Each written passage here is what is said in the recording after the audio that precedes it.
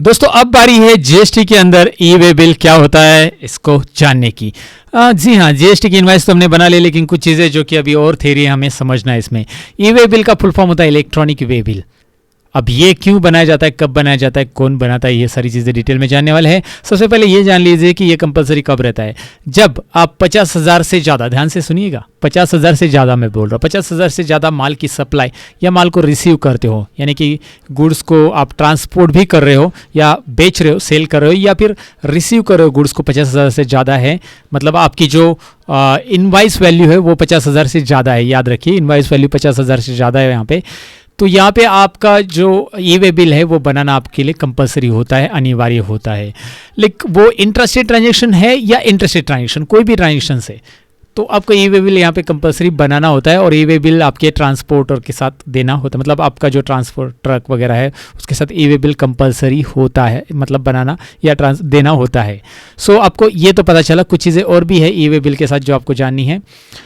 अपने राज्य में 50 किलोमीटर के कम अंतर पर अगर गुड्स का परचेस या सेल्स कर रहे हैं आप, तो ई वे बिल बनाना जरूरी नहीं है। ध्यान से सुनिएगा, 50 किलोमीटर के कम, ये पहला जो रूल था उसका ओल्ड रूल था 10 किलोमीटर, अब उसे अपडेट करके 50 किलोमीटर किया गया है।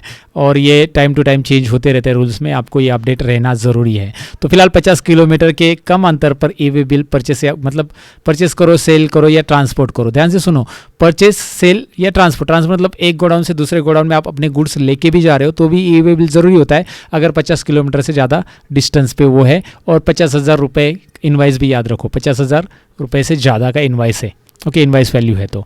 और एक चीज़ यहाँ पे नोट करनी है कि कुछ चीज़ ऐसी है कि जैसे कि आप गुड्स को फाइनल वर्क के लिए भेज रहे हो, जॉब वर्क के लिए भेज रहे हो, तो उस टाइम पे वहाँ पे आपको ई वे बिल बनाना है। फिर वो 50,000 की इनवाइस वैल्यू नहीं भी बनती हो तो भी याद रखिए, मतलब सपोज आपकी चेयर्स है कुछ, और चेयर्स को आप व्हील लगाने के लिए कहीं पे और भेज रहे हो, फाइनल है ना, फाइनल गुड्स, या फिर जॉब वर्क के लिए भेज रहे हो, कुछ जॉब वर्क जो दूसरी जगह पे हो रहा है, ऐसी जगह पे, तो आप ट्रांसपोर्ट कर रहे हो वहाँ पे, तो वो 50,000 के नीचे का बिल है तो भी आपको ई वे बिल कंपलसरी बनाना है। वहाँ पे इनवाइस वैल्यू मैटर नहीं करती, लेकिन वो जॉब वर्क के लिए भेजा जा रहा है तो वहाँ पे आपको ये याद रखना है कि बनाना है कंपलसरी उसका ई वे बिल। कैसे बनाना है आगे देखने वाले हैं, राइट। सो ई वे बिल कौन बनाएगा? ई वे बिल जो माल की बिक्री करता है आपको वही बनाएगा, जो सेलर होता है। लेकिन अगर वो जीएसटी में रजिस्टर नहीं है तो उस केस में वो खरीदी करने वाला बनाएगा। ऑफकोर्स बनाना तो है दोनों केस में, याद रखना है। आगे ई वे बिल की वैलिडिटी क्या है, ये क्वेश्चन आपका रहेगा। और यहाँ पे है नॉर्मल व्हीकल होता है, उसके लिए उस व्हीकल के लिए वैलिडिटी है, मतलब 100 किलोमीटर का अंदर का डिस्टेंस है तो एक दिन वैलिडिटी है ई वे बिल बनाने के बाद, एक दिन वो इसे इस्तेमाल कर सकते अपने ट्रांसपोर्टर के साथ। मतलब ई वे बिल इसमें ये ट्रांसपोर्ट हो रहा है उसकी डिटेल्स रहती है। ई वे बिल मतलब वही है, इलेक्ट्रॉनिक बिल है। जब आप ट्रांसपोर्ट कर रहे हो गुड्स का, ट्रांसफ़र कर रहे हो गुड्स एक जगह से दूसरी जगह, तो आपके वो ट्रांसपोर्टर के साथ रहेगा वो ई वे बिल, तो एक दिन उसकी वैलिडिटी है। लेकिन वो 100 किलोमीटर से ज़्यादा है तो लाइक 1 डे एडिशनल आपको मिलता है, ऐसे पर 100 किलोमीटर के हिसाब से वहाँ पे 1 डे एडिशनल आपको मिल जाएगा। और वो बिग मोटर व्हीकल है तो वहाँ पे 20 किलोमीटर के अंदर ही 1 डे, मतलब 20 किलोमीटर का डिस्टेंस है तो 1 डे वैलिडिटी है, और 20 किलोमीटर से ज़्यादा है तो 1 डे एडिशनल वहाँ पे मिल जाता है, राइट। ओके, तो ये तो आपने समझ लिया। ई वे बिल पोर्टल कौन सा है? ई वे बिल nic.in या जीएसटी पोर्टल पे भी ई वे बिल ऑप्शन आपको मिल जाता है, वहाँ से भी आप विजिट कर सकते हैं। ये देखिए मेरे पास एक्चुअल लाइव डेमो नहीं, लेकिन मैंने कुछ स्क्रीनशॉट आपको दिखाने के लिए रखे जो मैं जिसके ज़रिए आपको समझा रहा हूँ। और इनकेस अगर मेरे पास मतलब यूज़र आईडी और पासवर्ड के लिए मैंने अप्रोच किया है तो वो यूज़र आईडी और पासवर्ड मेरे पास आता है।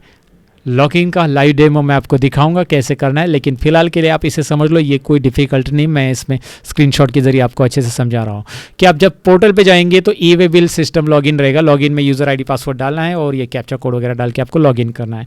एज यूजुअल जैसे आप बाकी वेबसाइट पर लॉगिन करते वैसे ही है। यहाँ पर आपको मिलता है ई वे बिल ऑप्शन लॉगिन करने के बाद, और उसके अंदर जनरेट ई वे बिल ऑप्शन आता है, जो क्लिक करने के बाद कुछ इस तरह की स्क्रीन आपके सामने आएगी।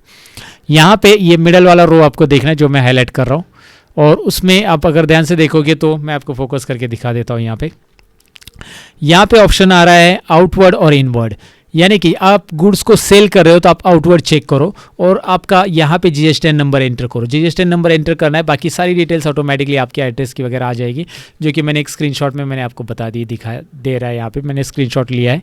ओके ठीक है, आउटवर्ड यहाँ पे पता चला है। आउटवर्ड अगर आप करते हो तो यहाँ पे आपका बिल फॉर्म में नाम आ जाएगा, और बिल 2 में जिसको आप बेच रहे हो उसका डिटेल यहाँ पे आ जाएगा, लेकिन उसमें भी आपको जीएसटी नंबर ये करना है, एंटर करना है।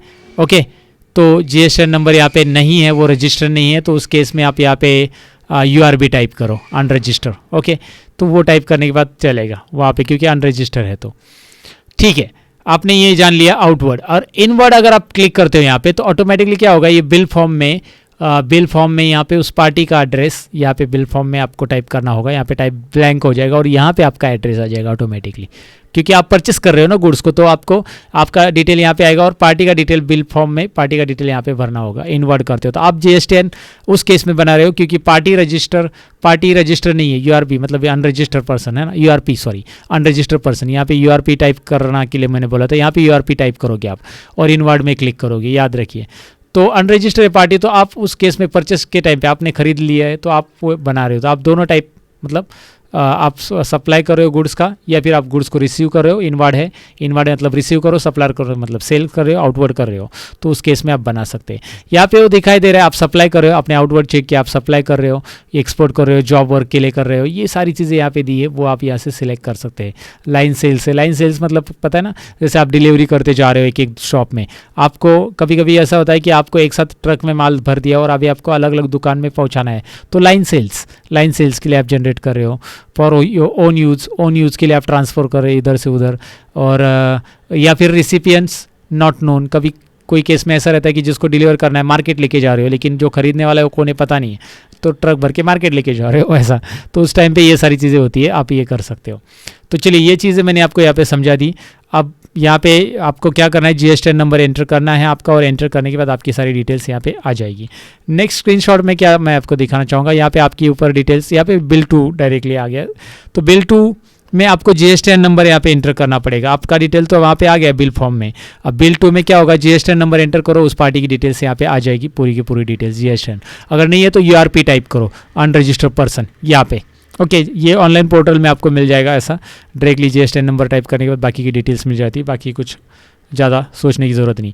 नीचे आपको गुड्स ऐड करना है, जैसे यहाँ पे ऐड किया गया है, और उसका HSN कोड ऐड करना है, और यहाँ पे उसका टैक्सेबल वैल्यू और टैक्स रेट ऐड करने के बाद यहाँ पे ऑटोमेटिकली IGST वो ये रहेगा। इंटरेस्ट रेट रहेगा तो IGST, और इंटरेस्ट रेट रहेगा तो CGST और HGST यहाँ पे अमाउंट दिखाई देगा।